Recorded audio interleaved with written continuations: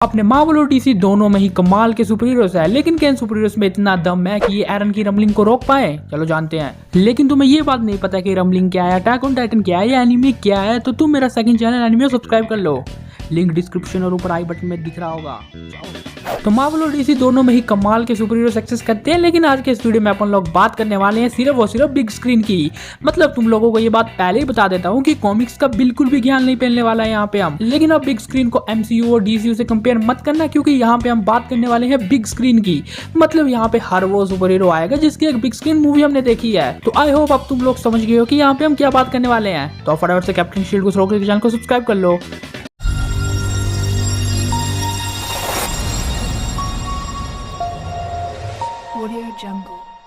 अब हम इस लिस्ट को शुरू करते हैं 11th पोजीशन से। तो मैं जानता हूँ कि मैं हर लिस्ट को 10th बोल के 11th पे ही पेल देता हूँ, लेकिन चुपचाप देख लो यार प्लीज। नंबर 11 पे है हमारे पास स्कारलेट विच। तो इस कैरेक्टर का तो इस लिस्ट में आना बनता था, क्योंकि इसने कहानी अपर लेवल की किए हैं। वांडा ने अपनी पावर की मदद से इन्फिनिटी वॉर में इस बड़ी स्पेसशिप तक को लिफ्ट कर दिया था, विजन को मरने से बचाया था, खुद की एक रियलिटी क्रिएट कर दी थी। ये तो छोड़ो, उसमें खुद की बच्ची और विजन को क्रिएट कर दिया था। इतनी ज्यादा पावरफुल कैरेक्टर है कि ये थैनोस के 5 इन्फिनिटी स्टोन के रेडिएशन को डिफेंड कर रही थी और एक हाथ से विजन के माइंड स्टोन को तोड़ रही थी। और अब तो वांडा डार्क होल्ड को भी स्टडी कर रही थी वांडा विजन के लास्ट सीन में। और हमें ये doctor strange in the multiverse of madness में दिखने वाला है कि आखिरकार उसमें ये बंदी कितनी पावरफुल होगी।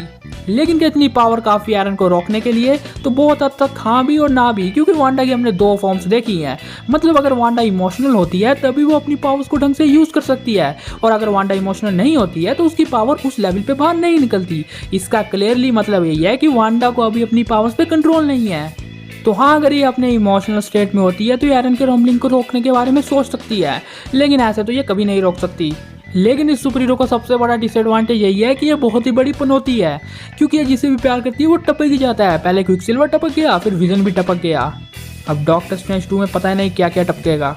तो अब बात करते हैं नंबर 10 की। नंबर 10 पे हमारे पास 2 super heroes, iron man and Batman. तो ये 2 सुपर हीरोज भी लिस्ट में नीचे है, और ये एरन की रमलिंग को सिंपल फॉर्म्स में कभी भी नहीं रोक सकते। इनको रोकने का बस एक ही तरीका है, अगर हम इन दोनों को प्रिपरेशन टाइम दे कि जाओ प्रिपेयर होके आओ 10 साल बाद और लड़ना फिर। हाँ, नो डाउट कि आयरन मैन के Mark 85 and bleeding edge armour 2 ऐसे सूट्स हैं जिनमें बहुत ही हाईटेक टेक्नोलॉजी यूज की गई है, लेकिन मुझे नहीं लगता कि इन सूट से वो रमलिंग को रोक भी सकते हैं। लेकिन इन दोनों कैरेक्टर की सबसे बड़ी अचीवमेंट है इनका दिमाग। अगर हम बैटमैन की बात करते हैं तो बैटमैन ने सुपरमैन के लिए प्लान तैयार किया, क्रिप्टोनाइट को ढूंढा और सुपरमैन को लगभग टपकाने की हालत में कर दिया। आयरन मैन के प्रिपरेशन टाइम भी कुछ कम नहीं है, प्रिपेयर होने के बाद बंदा कमाल करता है। तो अगर ये दोनों कैरेक्टर्स प्रिपेयर होके आते हैं तो ये एरन की रमलिंग को रोक सकते हैं, लेकिन इन दोनों कैरेक्टर्स को पहले से ये बात पता होगी कि इससे गॉड लेवल डिस्ट्रक्शन होने वाली है, क्योंकि भाई इतने ज्यादा वॉल टाइटन्स ही तो हमारे सामने हैं ये। लेकिन टीलैंड मुझे नहीं लगता कि ये वॉल टाइटन्स को रोक पाएंगे, क्योंकि अगर इन्हें वॉल टाइटन्स को रोकना होगा तो इन्हें बहुत ही लंबा चौड़ा प्लान चाहिए, जिस प्लान को बनाने में भी लंबे चौड़े दिन लगेंगे। लेकिन अगर एरन इतनी स्पीड में आता रहा तो तब तक ये खत्म कर देगा सब कुछ, उसके बाद प्लान बनाने का कोई फायदा नहीं। और इसका कोज यही होगा कि इनके पास ढंग का प्लान नहीं होगा, इनका प्लान इनकम्प्लीट होगा, ये एरन की रमलिंग को ऐसे ही रोकने चल जाएंगे और खत्म हो जाएंगे। तो नंबर 9 पे है हमारे पास एक्वामैन अंडर वाटर। तो एक्वामैन अंडर वाटर लिटरली बहुत ही ज्यादा खतरनाक है, और अगर तुम लोग थोड़े से कंफ्यूज हो तो मैं तुम लोगों को बता दूं कि मार्ली और पैराडाइज आइलैंड के बीच में पानी ही पानी है, और एरन अपनी रमलिंग को वहीं से लेके जा सकता है और वहीं से लेके जा रहा है। मतलब अगर एक्वामैन के साथ उसका बैटल होता है तो अंडर वाटर होने का बहुत हद तक चांसेस बनेंगे। लेकिन क्या एक्वामैन उसे बीट कर पाएगा? तो मेरे अकॉर्डिंग यस, क्योंकि एक्वामैन के पास ट्राइडेंट ऑफ एटलांट जैसा वेपन है जिससे वो किसी भी क्रिएचर को कंट्रोल कर सकता है। हमने देखा ही था कि कैराथन तक उसकी बात मान रहा था। और तुम लोगों को बता दूं कि कैराथन की हाइट अराउंड 300 मीटर तक बताई गई है, वॉल टाइटन की सिर्फ 50 मीटर है। तो तुम लोग आइडिया लगा ही सकते हो कि ये बंदा कितना पावरफुल है अंडर वाटर। तो यह एक्वामैन वो कैरेक्टर है जो अंडर वाटर एरन की रमलिंग को स्टॉप कर सकता है। लेकिन अगर पानी के बाहर गए तो नंबर 8 प्रोफेसर एक्स।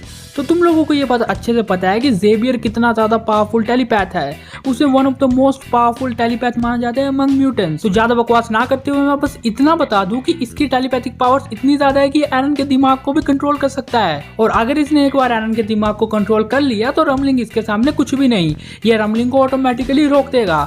और अगर तुम लोगों को ऐसा लग रहा है कि ये बंदा ऐसा नहीं कर सकता, तो मैं तुम्हें बता दूं कि प्रोफेसर जेवियर एक्स कोई छोटा मोटा म्यूटेंट नहीं है, गॉड लेवल का है। Number 7 doctor strange.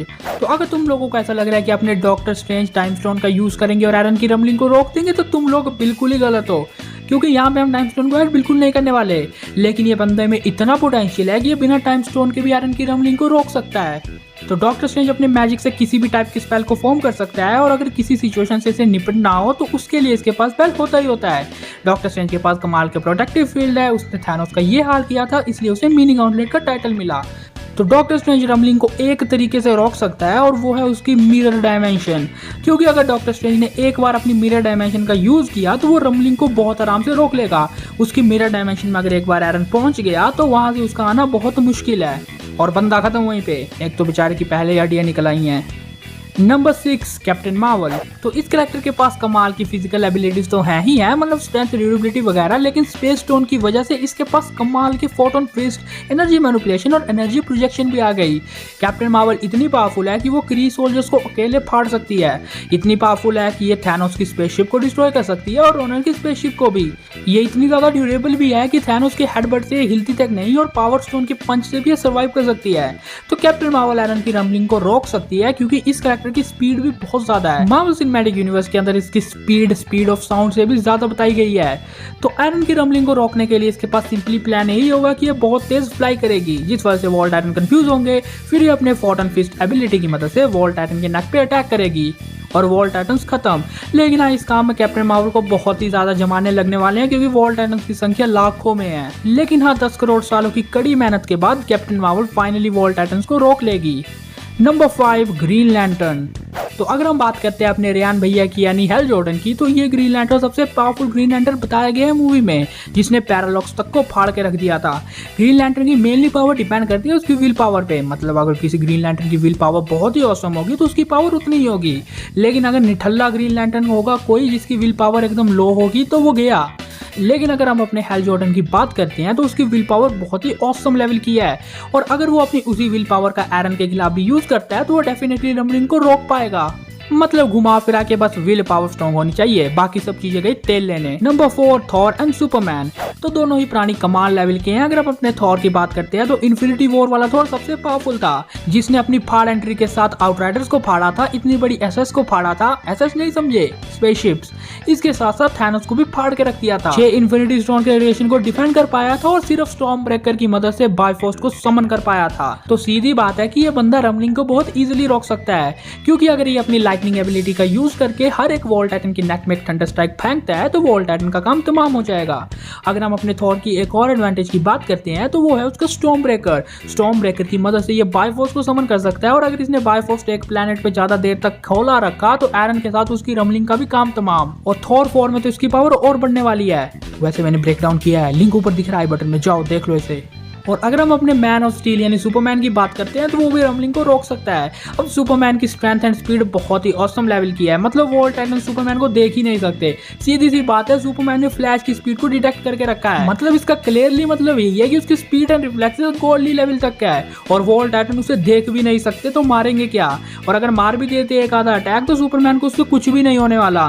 सुपरमैन 1-2 पंच टिकाएगा और उनका काम तमाम हो जाएगा, और एरन के साथ भी वो ऐसा ही करेगा। इसके साथ साथ हीट विजन का एडवांटेज तो है ही है, जिसकी मदद से उसने स्टेफन वुल्फ के सिंग को फाड़ दिया था।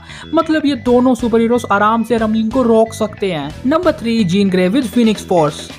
तो जीन ग्रे इतनी पावरफुल म्यूटेंट है जो पहले से इतनी पावरफुल है, लेकिन फीनिक्स फोर्स के साथ मिलने से तो इसकी पावर थर्ड लेवल तक हो जाती है। तो इस कैरेक्टर के पास पहले से ही माइंड कंट्रोल या टेलीपैथिक या टेलीकिनेसिस की पावर्स हैं, लेकिन जब वो फीनिक्स फोर्स के साथ बॉन्ड बनाती है तो डार्क फीनिक्स फॉर्म में वो बहुत ही ज्यादा पावरफुल होती है।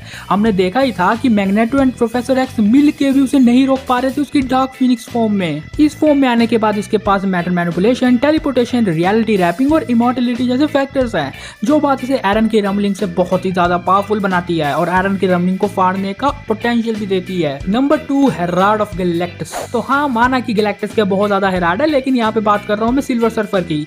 तो सिल्वर सर्फर की पावर लिटरली बहुत ही ज्यादा है, नीचे किसी भी सुपर हीरो से ज्यादा है। सिल्वर सर्फर लिटरली अपनी पावर्स की मदद से टेलीपैथिक टेलीकिनेसिस पावर्स को यूज कर सकता है। सिल्वर सर्फर के पास कमाल की ड्यूरेबिलिटी है, इसके पास ऐसा बोर्ड है जिस बोर्ड की हेल्प से ये किसी भी चीज को एब्जॉर्ब कर सकता है, फिर वो एक चींटी हो या एक हाथी हो। इसके पास कमाल का हीलिंग फैक्टर है, ये लाइफ को क्रिएट कर सकता है। इसके साथ साथ मैटर मैनिपुलेशन भी जानता है, ये एनर्जी ब्लास्ट को फॉर्म कर सकता है, ये स्पीड ऑफ लाइट से ट्रेवल कर सकता है।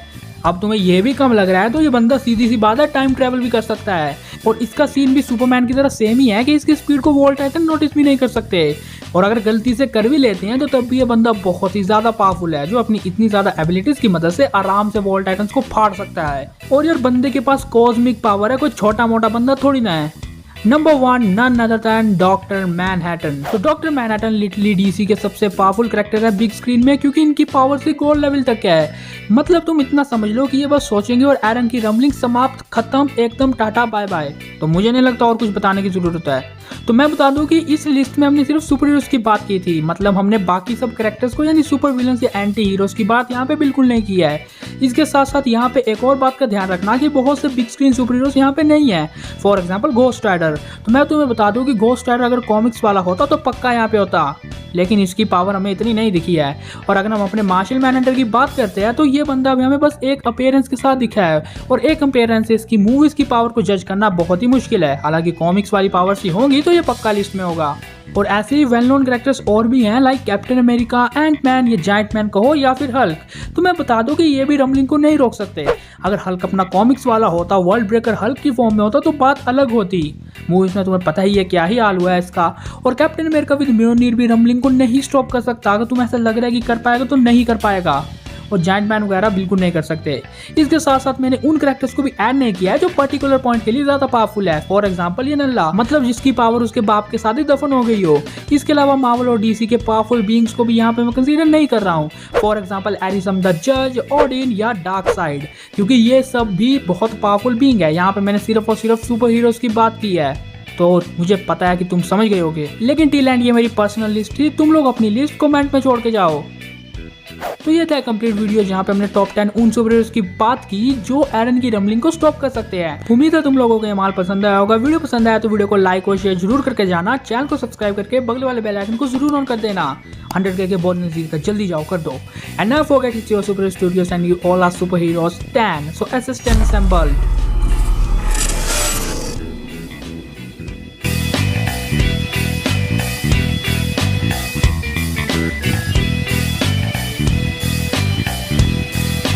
We'll be right back.